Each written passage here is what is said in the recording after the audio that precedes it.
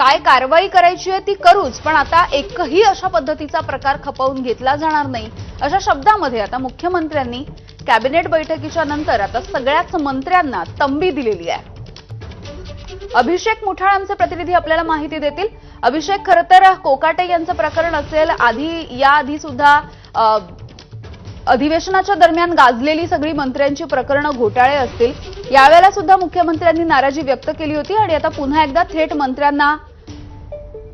मंत्र्यांची शाळा घेतलीये, कान टोचले।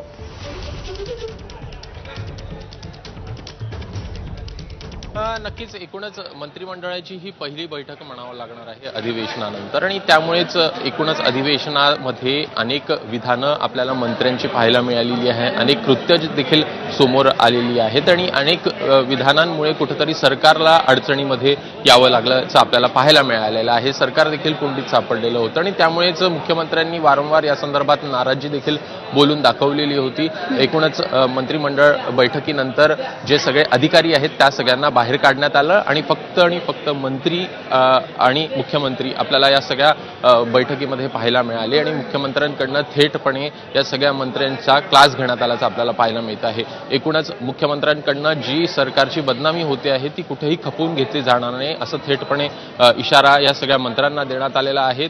एकूणच काय कारवाई करायची आहे ती आपण करूच, मात्र अशा प्रकारची विधानं असतील ही अखेरची संधी असल्याचं देखील मुख्यमंत्र्यांकडनं सांगण्यात आलेलं आहे। तशी थेटपणे तंबी देखील मुख्यमंत्र्यांकडनं देण्यात आल्याचं आपल्याला पाहायला मिळतं आणि एकूणच साधारणपणे 20 मिनिटं ही सगळी चर्चा चाललेली आहे। सगळ्या मंत्र्यांना या सगळ्या बैठकीमध्ये एकूण इशारा देण्यात आला आणि त्यामुळे एकूण आता यानंतर मंत्री कशा प्रकारे वागतायत हे बघणं देखील महत्त्वाचं असेल। अगदी धन्यवाद अभिषेक माहितीसाठी।